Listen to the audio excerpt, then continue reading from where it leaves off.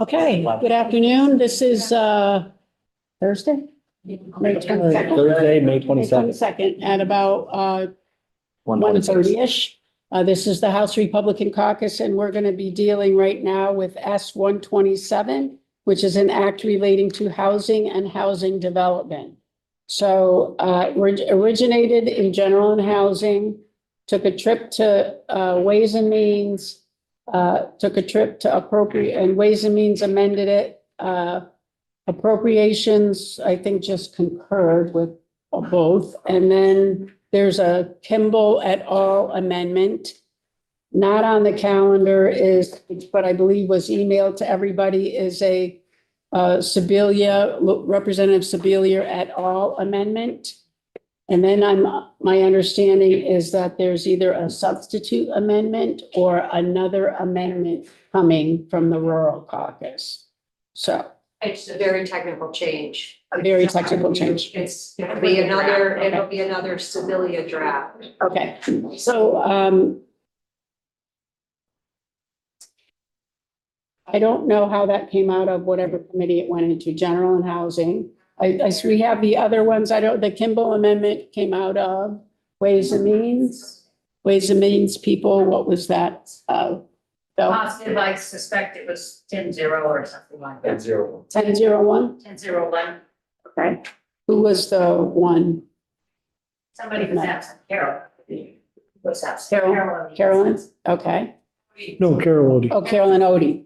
Carol, yeah. Okay. And then the Sibilia Amendment came out of general and housing. Is that right?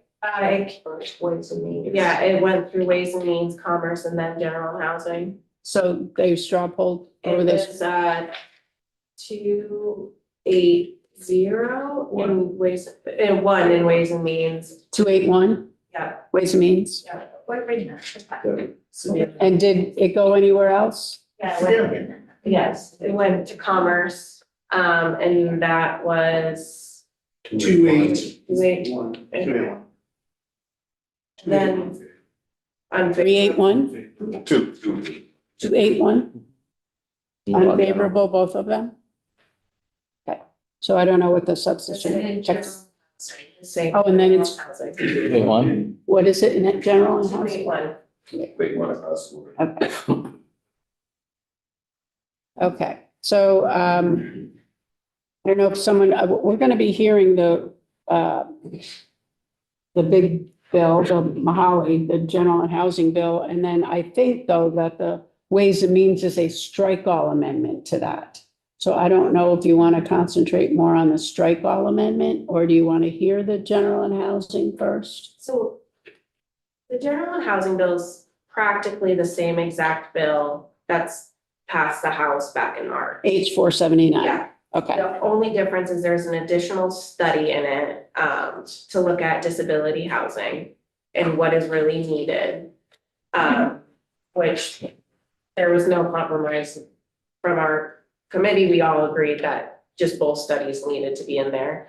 The other big issue in committee that we had was we had H 169, which disallowed landlords from asking for a social security number and renting to tenants. That has since changed, where a landlord may still request a social security, but if somebody does not have one, they have to accept another form of valid government ID. And in addition, there's language regarding you cannot discriminate on the basis of immigration. I'm assuming this caucus is on the strike all portion of the CHIP language. And that's what kind of all these amendments have been on so far, and I can talk about that. So originally, CHIP was called HIT. It was introduced by myself and Bill and several others in the House. There was this idea that it would get to us quicker through the Senate, and where the Senate took that language and they turned it into CHIP, allowing for tax increment financing specifically, so a smaller version of TIF that would be available throughout the state, not just within TIF districts. And that it would be a way for any municipality, regardless of size or administrative capacity, to use TIF to build housing or infrastructure for housing. Recognizing that we are in such a housing crisis, we wanted to let that speak for itself, and really kind of put our money where their mouth is, and that's how CHIP came. It was, that language originally was taken out and sent to Commerce, where the Commerce Committee took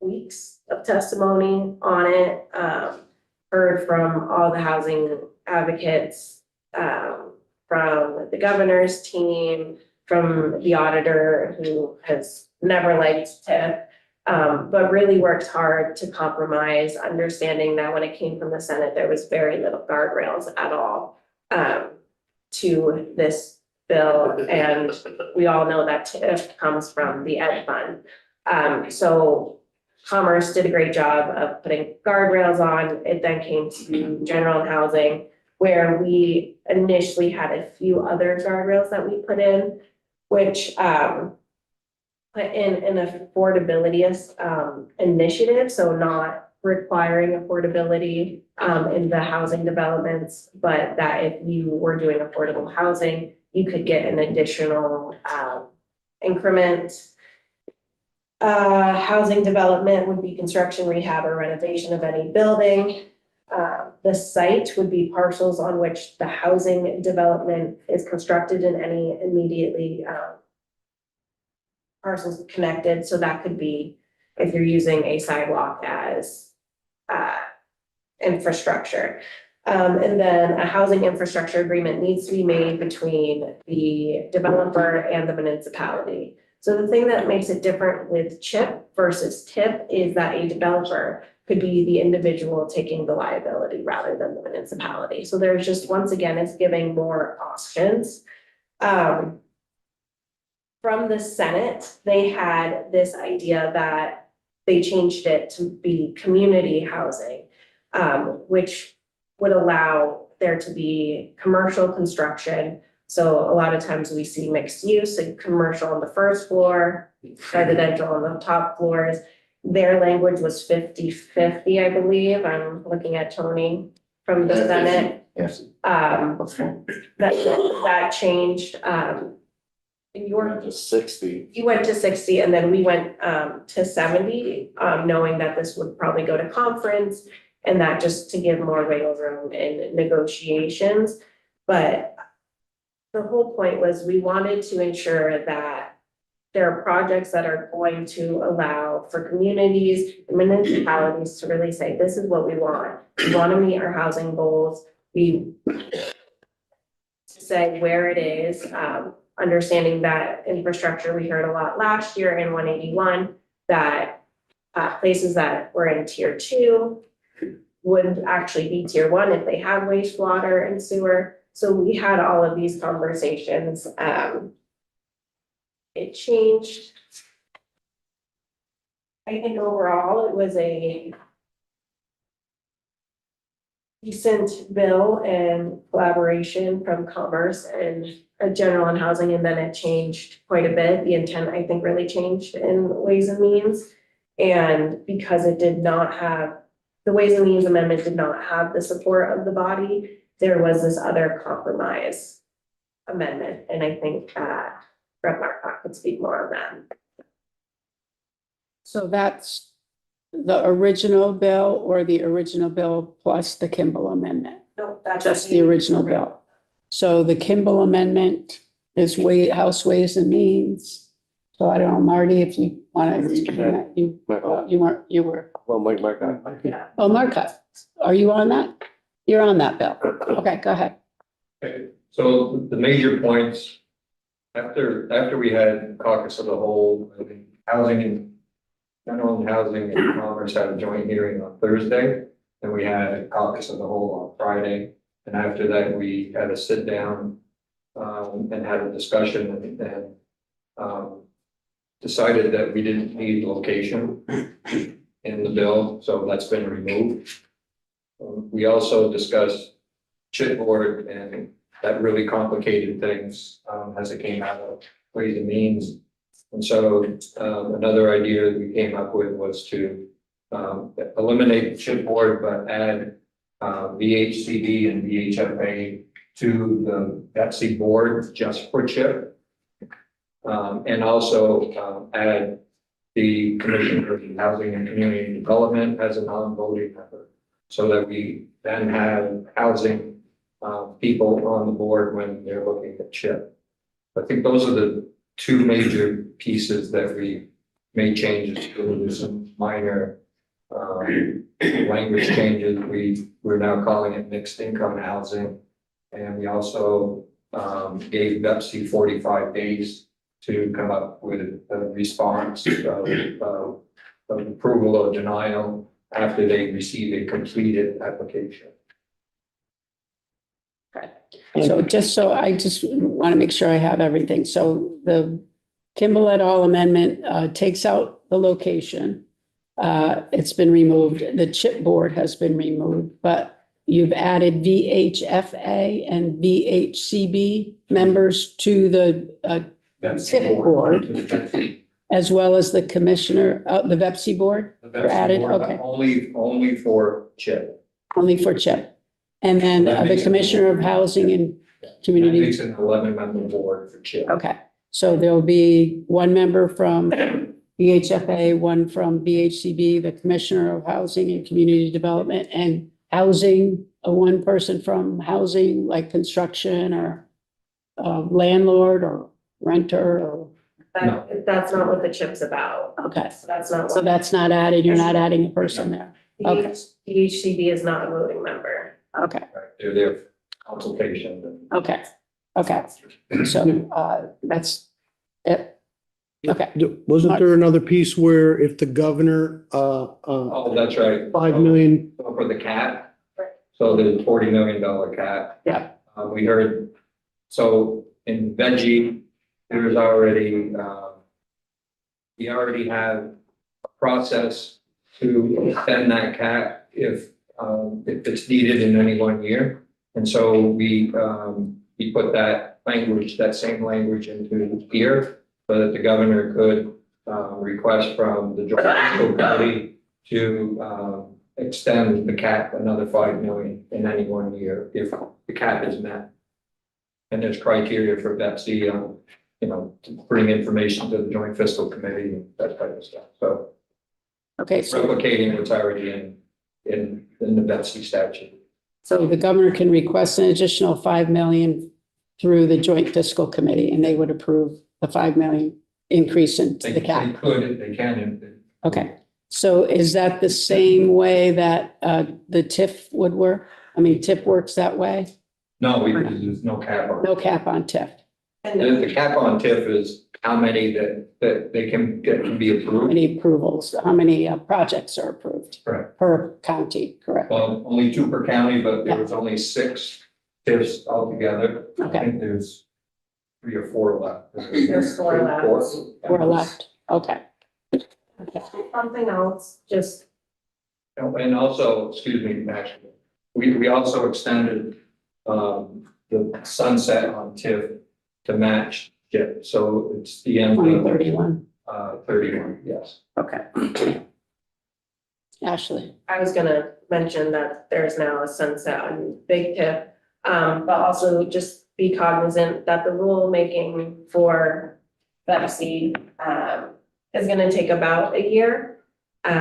So we'll only have about 5 years with this program. Okay. For that.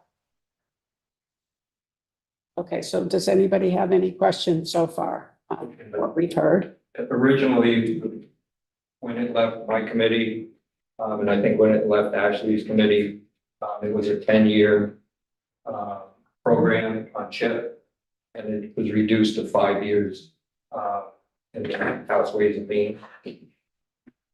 Okay, But we then push the effective date on the CHIP program also to the end of 31 because it takes a year and a half to promulgate rules. We still want that 5-year data that comes in, so.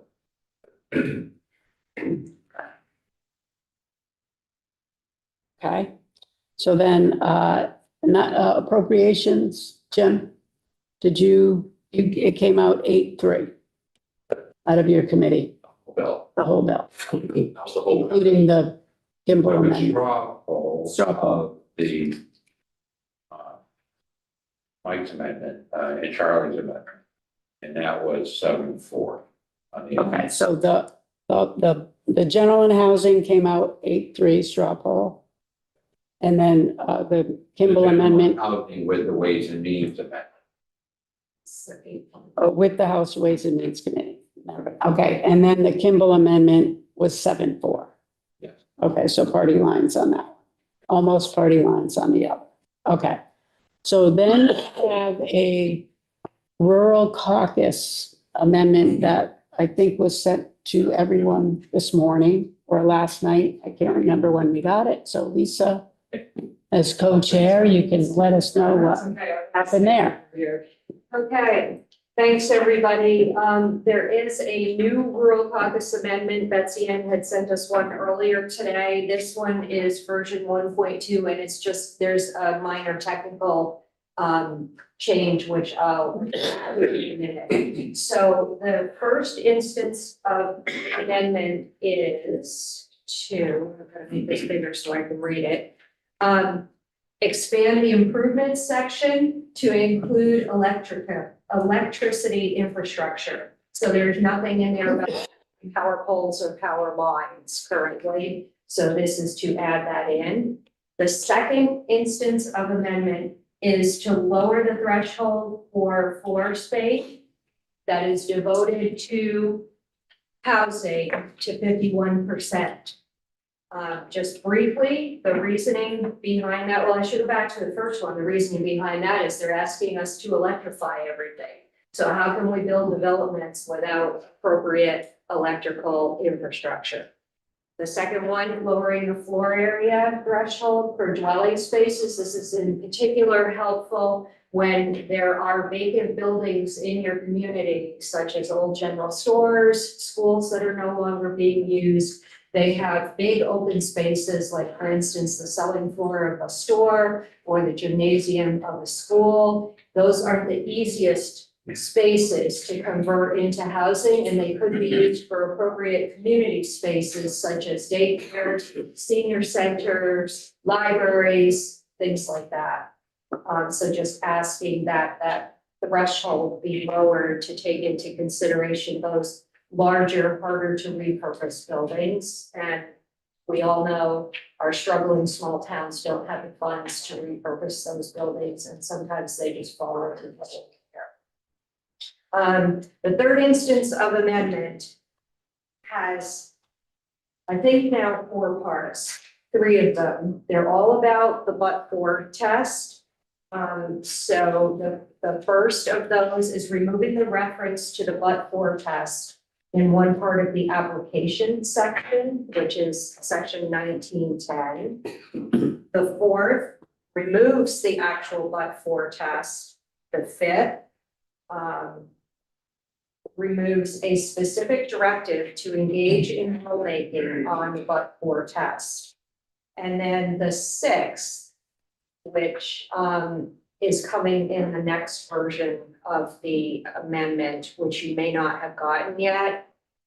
In the purpose section, and I think it's section 1907, it says, and I can't quote it because I don't have it in front of me, it's in my bag, but it basically says that you have to go through a but-for test to have this be a project that falls within this purpose. And that was an oversight that was not removed in the original. You're removing that. We are removing that. So again, there are 3 separate instances of amendment, and then a 4th separate instance of amendment that's going to have 3 parts, a 4th, a 5th, and a 6th, and they all deal with the but-for clause. If anybody has any questions, I can try to answer those, but I do want everyone to know that the rural caucus came up with this amendment by a very democratic process. We have members of all parties. We put out a list of about, originally it was 10 things that we would like changed. And we narrowed it down to 5. We asked people to pick their top 3 or 4. And that came back to us in a poll, which many of our members answered. And then we took the top 3 and had an amendment drafted, then sent that out to the membership list. And members could sign on to sponsor that amendment. We ended up with, I haven't counted, but around 14 sponsors, 2 independents, and the others evenly split between Democrat and Republican. So it truly is a nonpartisan amendment that's good for rural communities. And I will also mention that rural caucus members, we have members from Chittenden County, from the actual city of Burlington, as well as people from the Northeast Kingdom, Southern Vermont that's losing population, Northwestern Vermont that is considered farming and logging communities. So I feel really strongly about this amendment. We've been asked if we are going to back down on it, and the answer is no. Good for you, Lisa. Thanks. Does anybody have any questions on that amendment? Mr. Maine, Rationale, for what? with that for clause. Because we are in a housing crisis. We have built no significant, Functional. I understand that functionally, functionally what? functionally, what was the difference between having it in there and not having it? Okay, if you let me finish, we're in a housing crisis. We haven't built any significant new housing stock in almost 50 years. And if we were to build houses for all income levels, which this is really geared towards, all income levels, it would have already been built. The but for is if this would have taken place without the CHIP program. And clearly, it hasn't taken place because we haven't had a CHIP program. So the but for is totally unnecessary, in my opinion. And when it comes to the building of these houses for all income levels, all types of housing, we really want to stimulate growth in the economy, and you cannot do that without people having a place to live. I just see this as another way of some arbitrarily formed board to say, no, you can't do this because it would have happened already. But over the last 50 years, historically, it has not happened. And we have found ourselves in this place where our schools and our hospitals and our small businesses don't have anybody to work for them because they don't have any place to live. I serve on a school board. We've had to turn away teachers who want to work in rural Vermont because they have nowhere to live, literally. The only real type of housing where I live is single family homes. That doesn't work for a young teacher coming out of school. It just isn't what they're interested in. It is what they can afford. We need places for people to work. We also need those people to live close to where they work. We need our people who are working at our local hospital to not be driving an hour to get to work when they get called in because staffing is short. This is a real crisis where I live, and it's probably a real crisis where most of you live. Ashley, then Chris, did you have your hand up? And I think Jim may have had his up. I just wanted to also go off of Lisa's comments. So there's this idea and this fear that if we allow CHIP to happen without a but for, we're only going to be making McMansions. I think we need to remember the rest of the language that's in there. One, that there is an incentive for big A affordability. In addition, there's this rulemaking process that we can tell Betsy no houses over what, or no development over whatever, however much we're saying is too much, no McMansions. So that's something that we can very clearly ask and put in Betsy's rulemaking. So I think that fear is unsubstantiated. But in addition, I think personally, a but-for test is fine if there's not a cap. But having a cap and a but-for test, you're completely speaking out both sides of your mouth. Choose one or the other. And when I've asked about the cap, the 40 million or plus 5 million a year, I've been told there's no way we get close to that cap. So I said, okay, let's compromise. Let's increase the cap. And they've said, no, that's a non-starter. So what are they afraid of? That this program will actually work? That, and this might age myself, but I was born in 1990s. And back in the 1980s is when we stopped building. We are building at 30 times less than we were in the 80s. So this is not what we needed. None of these amendments, the amendments that we have in front of us besides rural caucus, I think completely disregard the intent of this language to allow small towns, municipalities that are, have 1 or 2 people and need small growth to actually grow in a way that is financially acceptable. And the idea of the but-for test is that these housing or these infrastructure developments would not happen but for the use of a TIF. 49 other states have TIFs that I would say about 48 of them don't regulate them quite as much as we do. And the only other state that doesn't have a TIF is Arizona. And that's because they don't need it. Because they are building and they are developing everywhere.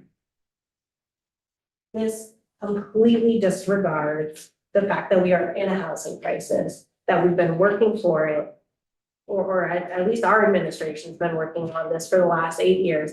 And they're gonna tell you, this is the closest we've ever come. That's not good enough.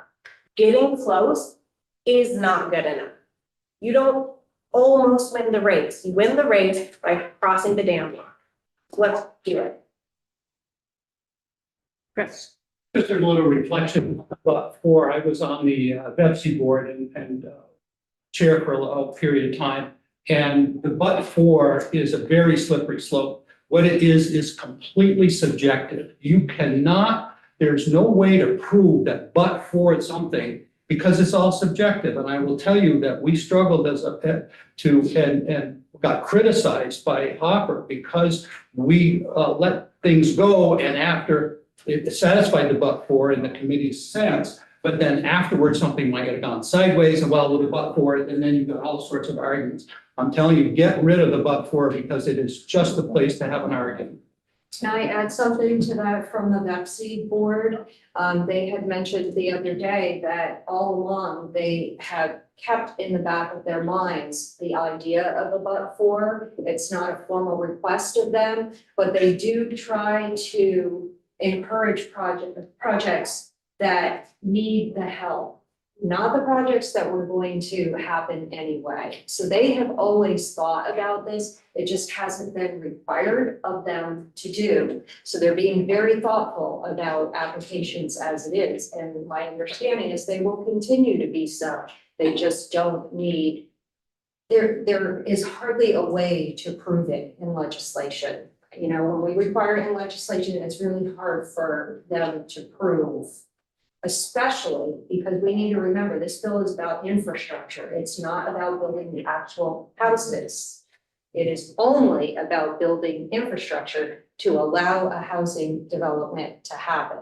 So to try to use a but-for on an infrastructure project is even more difficult.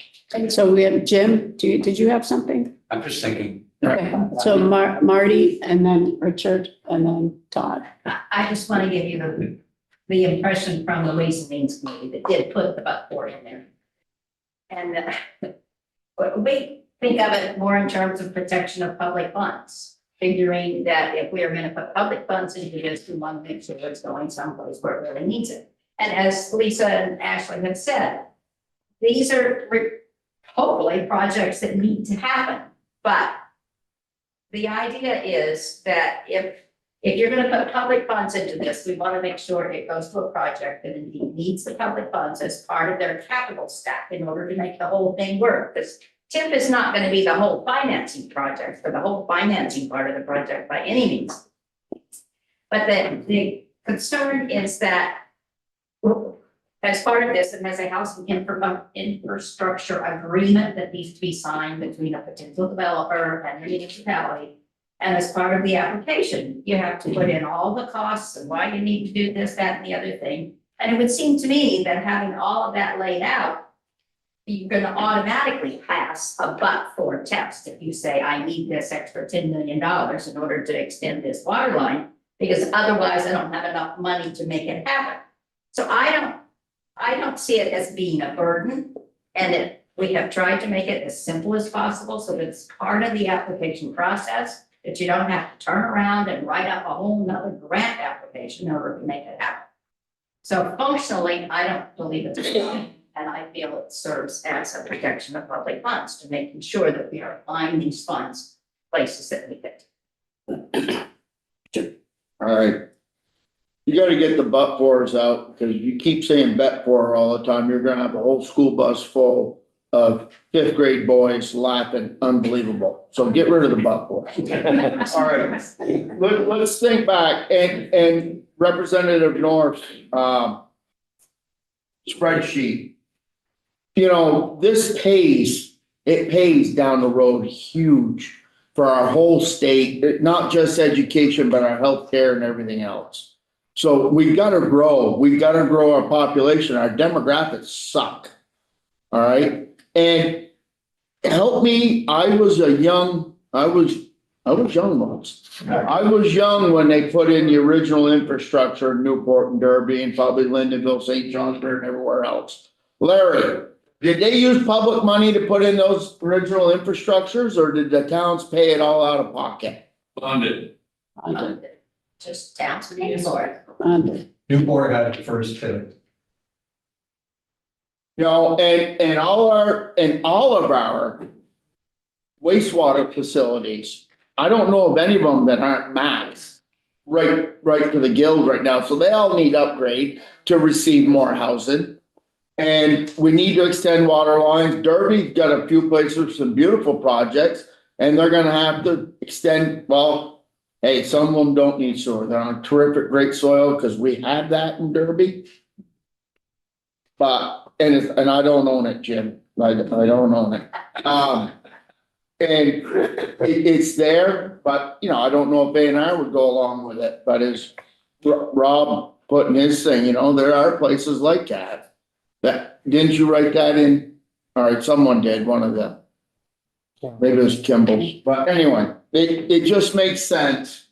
And it will pay, and the ed fund will grow exponentially, and they'll be spending $40,000 per pupil, but our tax rates only go up 35%. That's it. Okay, so Todd and then Carol. You're okay? Yes. You're good? Okay, Carolyn. Hey, well, like I tried to say the other night, the whole reason the Ways and Means Committee is so cautious about the ed fund is that by state law, the ed fund is designed to be for pre-K through 12th grade children to educate them in our public schools. That's it. And so now somehow, because it's such a huge pile of money, everybody wants to use it for this project and that project, to use for current use. I know that's a good program. And it's used for TIFs, and now it's going to be used for CHIP. I have been trying to spread the word here that we can still do this. I'm not against TIFs. I think they're a great economic development tool. I just don't want to pay for them out of the ed fund. If we are paying for them out of the ed fund, we're going to have about 4. We're going to have examination by the TIF board and all this other stuff. This is school tax money, not investment money. So I'm thinking we ought to use some other source to pay for TIFs. For example, the general fund transfer. This year we got $77 million, which we used to pay down the school tax rate this year. But we could use that general fund transfer another year set aside for TIFs and investments like this.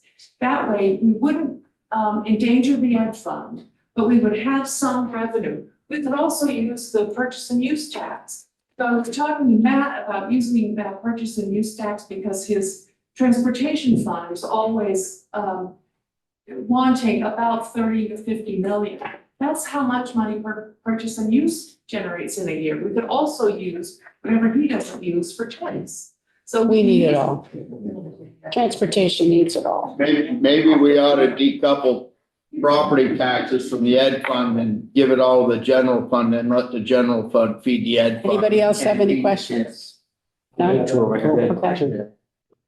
Jim? I'm just gonna make a quick point. I think all of these amendments are too restrictive and we're not gonna get much out of them. However, I signed on to the rural caucus amendment in the interest of at least making it a little bit better and hope that we continue the conversation. But if we don't get there, I'm not on the bill. We're not accomplishing anything that we think we are. Michael and then Jen. For me, the but-for test is we've already come to the conclusion for over a year now, at least, that we're 41,000 homes in the hole. There's my but-for test. That's it. Jen. I just want to make a clarification. Thank you, Patty. And that is, my understanding is these CHIP homes are for moderate income to lower. The issue of McMansions is not relevant. I live in a town that only McMansions are being built or $1.5 to $2 million homes. But what is important is these are only eligible for full-time residents. That's another term for a homesteader, and that we need to build our homestead population. Ashley, do you have anything to add? I was just gonna say, so yeah, this language really is for low to moderate income, mixed incomes. There is this idea that a developer could say, I'm going to do it for the missing middle, which wouldn't be considered somebody who's moderate income. Moderate goes up to 120 AMI, which really is not a lot of money at all. And they could develop infrastructure, but they would only get 60% of the increment. And I can tell you that absolutely no developer is going to do that.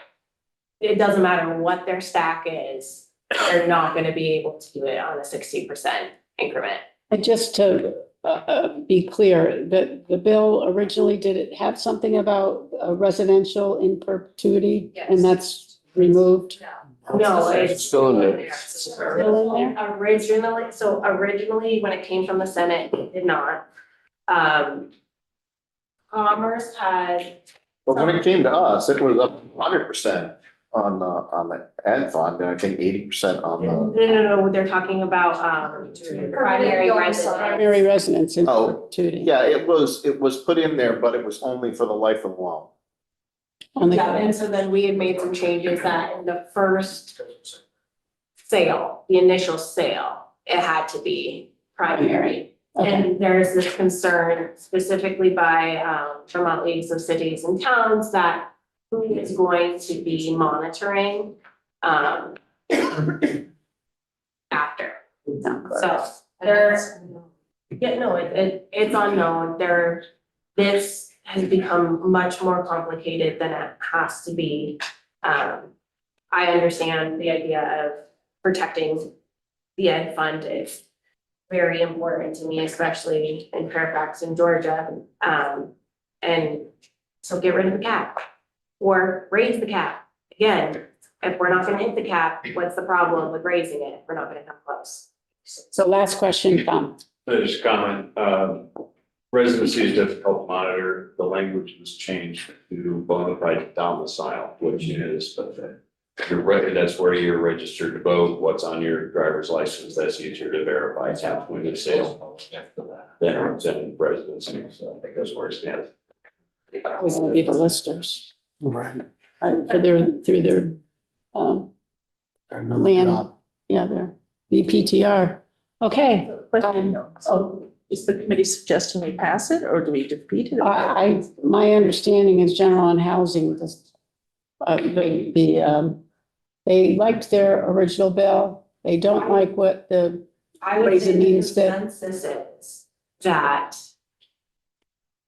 there's a lot of flipping happening and that there are people not in our caucus who still really don't like the bill, but they are having their arms twisted. So I probably will vote for the rural caucus amendment, but vote no on the bill.